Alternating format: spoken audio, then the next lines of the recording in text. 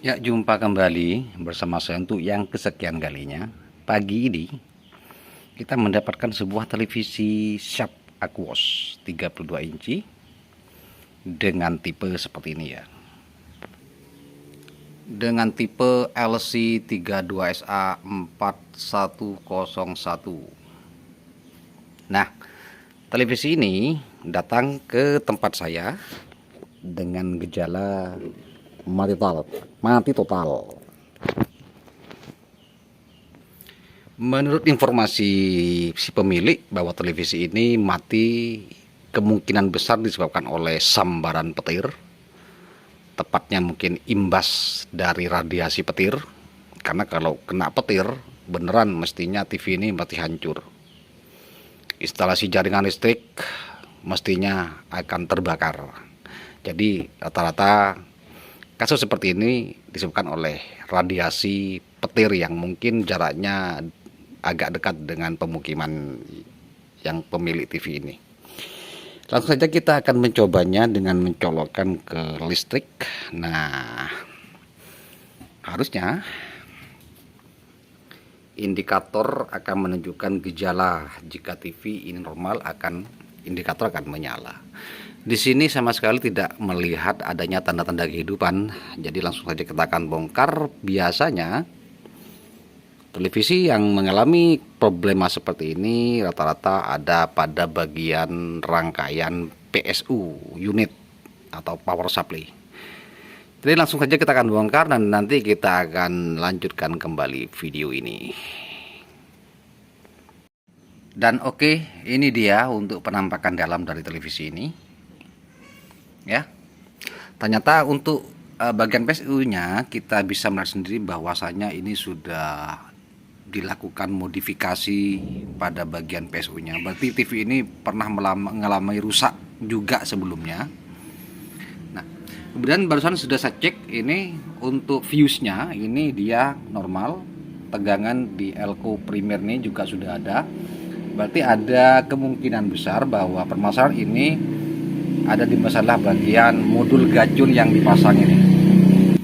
Jadi teman-teman, untuk televisi LED pemasangan gacun seperti ini memang itu juga salah satu alternatif yang baik, karena rata-rata untuk PSU yang digunakan pada TV LED itu menggunakan IC PWM yang SMD yang tempel, dan jika rusak itu memang agak sulit kita untuk mendapatkannya. Solusinya menggunakan gacun ini bagus, sebenarnya bagus.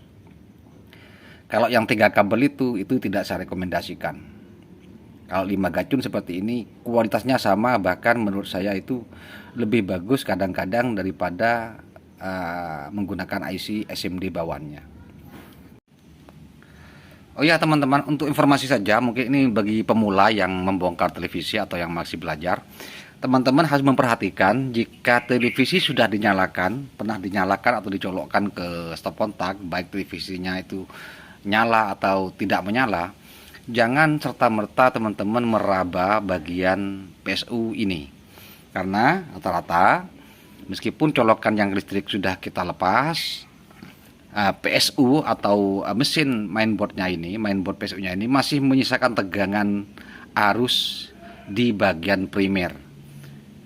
Bisa kita lihat pasti di kaki elko ini dia masih menyimpan muatan arus ya. Jadi teman-teman jangan meraba-rabanya atau menyentuhnya sebelum teman-teman menghilangkan muatan tersebut.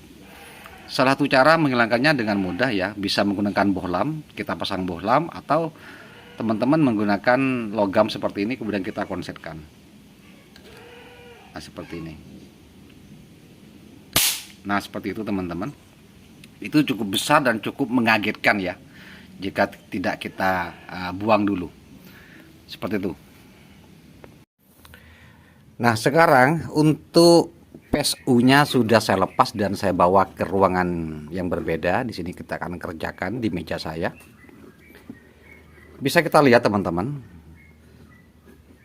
ini sudah dimodifikasi menggunakan gacun 5 kabel. Dan saya lihat pemasangannya sangat rapi sekali.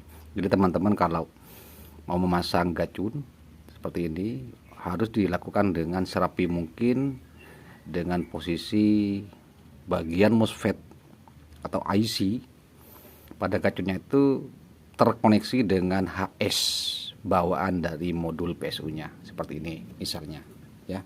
Jadi ini rapi sekali teman-teman.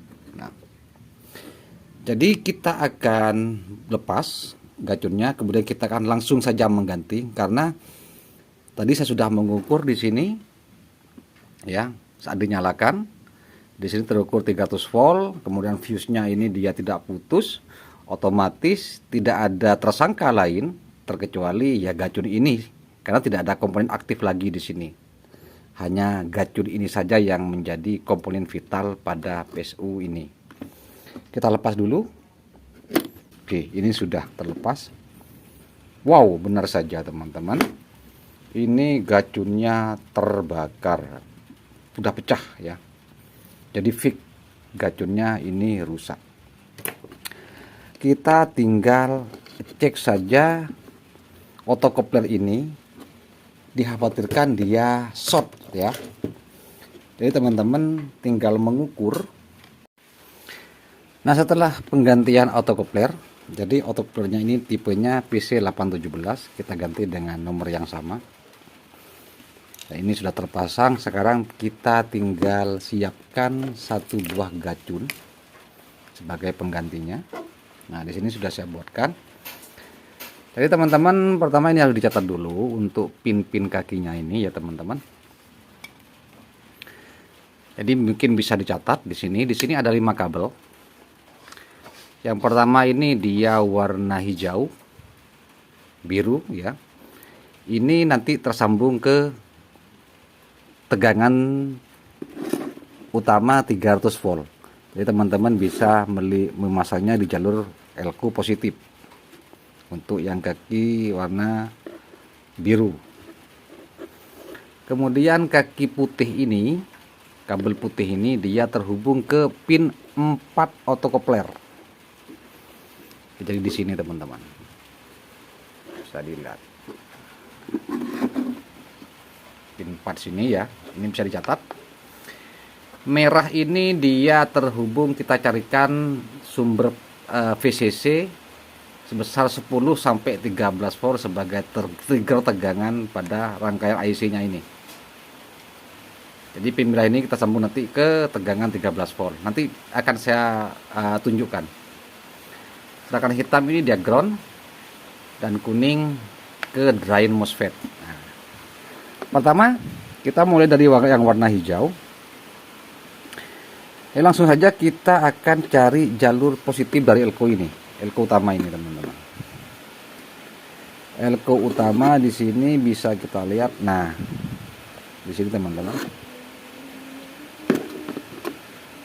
Jadi di sini di jalur elko positif bisa ambil di sini teman-teman. Kita solder di sini. Nah, seperti itu. Ini hanya cara saja, nanti teman-teman bisa rapikan lah ya dengan sesuai dengan kemampuan teman-teman semua untuk bisa memasang dengan rapi. Kemudian pin putih ini ke pin 4 di sini teman-teman, pin 4-nya. Pin 4. Jadi karena pin 3 itu mesti biasanya langsung terhubung ke ground, ke negatif. Jadi ini kita pasang di sini di pin 4. Nah, kemudian pin merah ini ke tegangan 10 atau sampai 14 volt DC ya. Teman-teman bisa melihat ya. Di sini bagian trafo sekunder ini ada dua gulungan ya. Jadi dari atas ini ya teman-teman, dari positif elko dia mesti terhubung ke satu kaki di trafo. Kemudian teman-teman bisa mengukurnya di sini, mesti akan tersambung ke salah satu kaki trafo yang lain. Nah, di sini dia teman. Dan kaki ini dia tersambung ke kaki tengah MOSFET, ke drain. Ya, bisa dipahami. Nah, disinilah kabel merah itu akan kita pasang. Ada 2 kaki lagi di trafo ini, teman-teman. Nah,